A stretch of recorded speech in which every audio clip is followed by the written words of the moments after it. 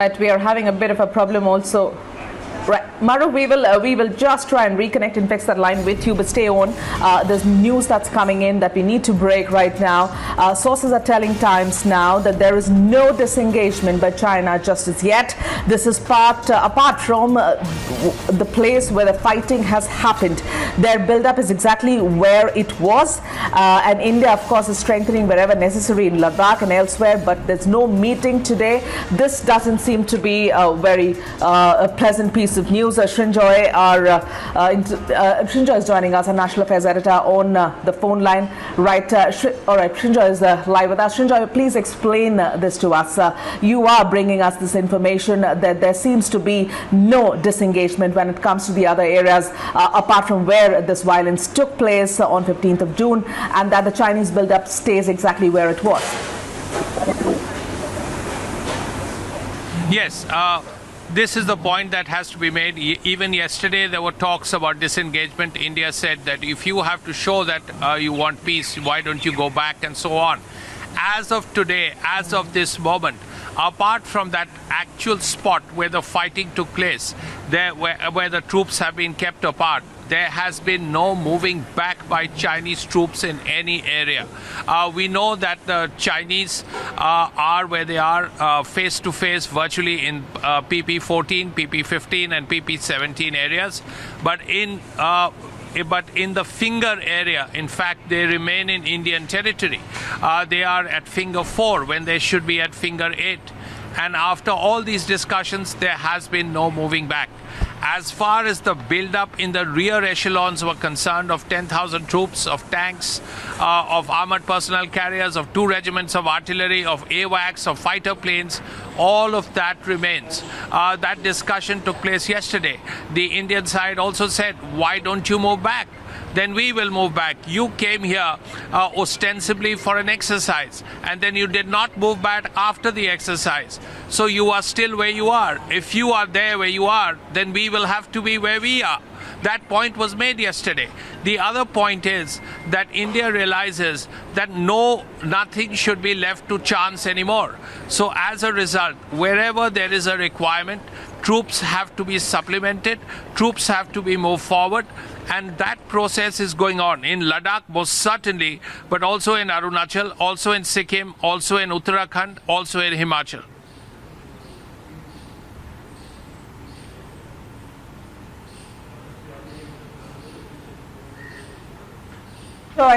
You know, the question here right now is that if the Chinese have decided not to move back, what does that mean for India? And I want to take that question to Major General G.D. Bakshi, who's there on the broadcast. Sir, thank you for joining us. Srinjoy is telling us, and this is fresh piece of information suggesting that there is no de-escalation when it comes to the Chinese side, that they are where they were, despite these talks between India and China, that both sides will be moving back. Chinese don't seem to be wanting to budge from where they are.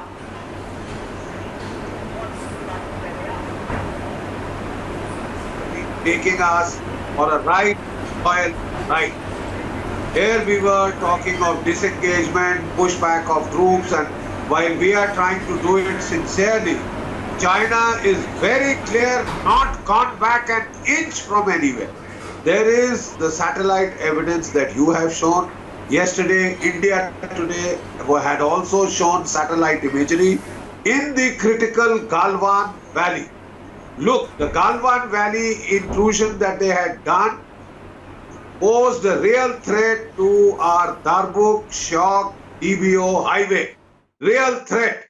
That is the critical sector, and I would give it far more importance than the Fingers area, right? Because no road of ours is being threatened, no road access is being threatened in the Finger area. In Galwan, it is being. Now, if you analyze the air photographs which you have put up and which India Today has also shown, there are about 200 vehicles which are clearly visible, out of which 120 are armored vehicles. They are in 3 blobs as you go from the LC backwards. First blob, which is about 30 vehicles get 1 battalion, right?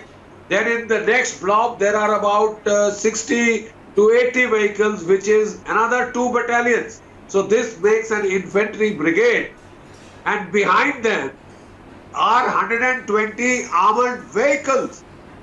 This makes an armored brigade. For God's sake, they've put all their things in the shop window.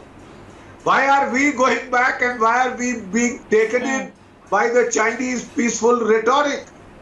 We all have read Sun Tzu, and I think it's about time that we wake up and smell the coffee and we give it back, because the Chinese will not stop putting pressure on you unless you give it back militarily. Okay. Unless you face up to them militarily. Right, Major General D.D. Bakshi, Maruf Raza, yes sir. Yes sir. Yes sir, totally understand. Major General D.D. Bakshi, Maruf Raza, Pradeep and Srinjoy requesting you to stay on with us. We're slipping into a short break. We'll be back with all of you in a bit.